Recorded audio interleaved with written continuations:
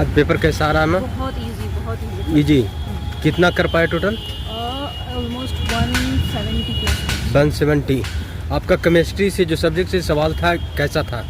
Theoretical portion बहुत ज़्यादा था, मोस्टली 12th बेस्ड पेपर था, और आपका मैथ्स और इंग्लिश वगैरह सब काफ़ी इजी था।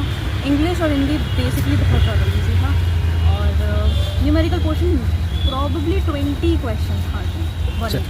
आपका जो केमिस्ट्री से जो सवाल आए 11 से ज़्यादा सवाल था कि 12 से, या 10th स्टैंडर्ड कुछ सवाल थे? 10th स्टैंडर्ड का बेसिक था, 2-3 क्वेश्चन थे। 11th और 12th बेस्ड था, लेकिन ग्रेजुएशन जो कंपैरेटिवली आना चाहिए था वो नहीं। ग्रेजुएशन से कितने % थे लगभग? 20 क्वेश्चन का एक सेक्शन आता है स्पेक्ट्रोस्कोपी का, जो स्पेक्ट्रोस्कोपी वाला सेक्शन वो प्रॉपर्ली आपका ग्रेजुएशन क्लास बेस्ड होता है, और बाकी का जो सेक्शन था मेजरली आपका 12th बेस्ड। NCERT बेस्ड प्रश्न था? NCERT based. आपका जनरल पार्ट का कैसा था? जनरल पार्ट मैंने बताया ना आपको, इजी था। जो जीके वाला पोर्शन था वो करंट अफेयर्स बेस्ड ज़्यादा था रादर देन थ्योरेटिकल पोर्शन जो स्टैटिक वाला होता है। बाकी आपका हिंदी, इंग्लिश, मैथ्स और आपका रीजनिंग ईजी है। करंट अफेयर के सवाल ज़्यादा 20 मार्क्स का आता है जीके का पोर्शन, स्टैटिक होता है और जनरल होता है, तो जनरल ज़्यादा था, स्टैटिक कम। शुभ नाम क्या हुआ मैम? शुक्रिया। All the best. दिखा दिया कैसा रहा सर? नंबर ऑफ पोस्ट कम थी, कैंडिडेट बहुत थे, पेपर मॉडरेट था, इजी टू मॉडरेट कह सकते हैं। अगर जो जिसके कॉन्सेप्ट अच्छे होंगे वो इस पेपर को आसानी से कर लेगा, लेकिन नंबर ऑफ पोस्ट कम होने की वजह से कट ऑफ थोड़ी ज़्यादा जा सकती है। का जो केमिस्ट्री से जो कैसा था लेवल प्रश्न का, 11 से ज़्यादा उठाए गए थे सवाल या 12 से? आई थिंक दोनों से ही थे, लेकिन जो 11th और 12th का जो पोर्शन था जिसने मतलब NCERT की अच्छे से पढ़ाई कर रही थी, अच्छा वो कर लेगा। वो कर लेगा। हाँ, लेकिन वो ये है कि कट ऑफ खाई जाएगी। Cut off high. General part में करंट अफेयर के सवाल? हाँ, जनरल पार्ट में करंट अफेयर्स के सवाल आए थे, जो अभी रिसेंटली हमारे मतलब जैसे अध्यक्ष वगैरह कौन है या किस डिपार्टमेंट में कौन तैनात है, इस तरीके से। रीजनिंग सही थी, इजी थी। रीजनिंग बहुत इजी थी। इंग्लिश कैसा था सर? इंग्लिश में थोड़ा सा टफ था। थोड़ा सा। हिंदी सही थी। हिंदी तो हमारी पहले से ही बहुत अच्छी रहती है, अब किसी की भी तैयारी है नहीं तो उसका कह नहीं सकते। दोनों मिलाकर कितना क्वेश्चन अटेम्प्ट किया टोटल? सर 300 क्वेश्चन थे टोटल।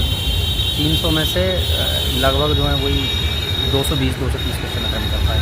इतना टाइम ही नहीं मिला, क्योंकि टाइम एक्चुअली क्वेश्चन के हिसाब से टाइम बहुत कम रहता है, 180 मिनट। एग्ज़ाम में एंट्री लेने वक्त कौन सा फ़ोटो आपको मैंडेटरी है? कलर किस तरीके से? फ़ोटो कैसा होना चाहिए? फ़ोटो आपका मैच करना चाहिए। उनका मेन मोटिव जो है वो ये है कि आपका जो एडमिट कार्ड का फ़ोटो है वो आपका मैच करता होना चाहिए, धुंधला नहीं हो, कलर्ड हो, ज़्यादा बेस्ट है।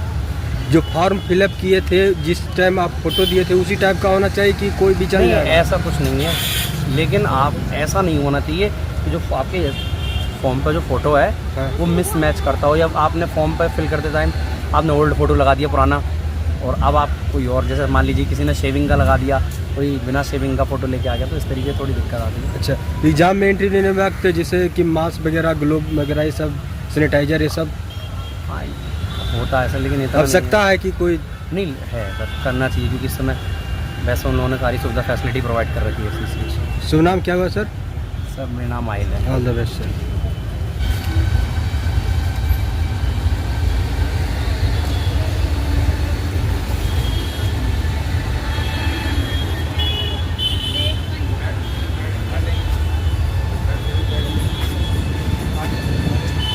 यहाँ पर देख सकते हैं कि बारिश हो रही है, जिस कारण से मैं सेंटर के पास नहीं जा रहा हूँ। सेंटर से थोड़ी सी दूर पर मैं रिव्यू ले रहा हूँ, तो आप सभी पेशेंस रखिए। जो छात्र रिव्यू देना चाहेंगे मैं उन्हीं से लेना चाहूँगा।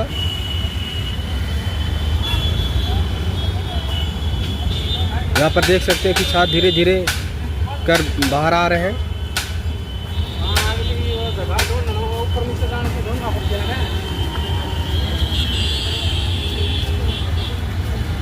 सर कैसा आ रहा है पेपर? सर थोड़ी जल्दी है, सॉरी।